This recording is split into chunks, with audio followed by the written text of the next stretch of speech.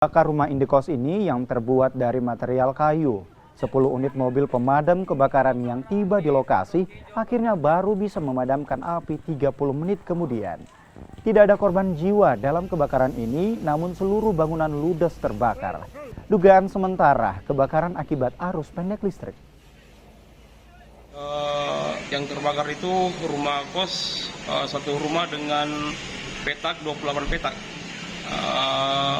Untuk armada yang diluncurkan yang pertama itu dari Mako Damkar sebanyak 10 unit dan di backup dari Posko Malingkeri ada 2 unit.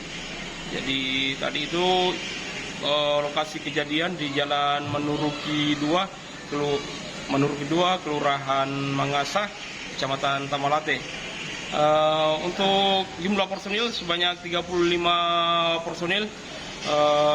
Bantuan semua ada baik dari Mako Ratulangi maupun di Posko Malingkeri.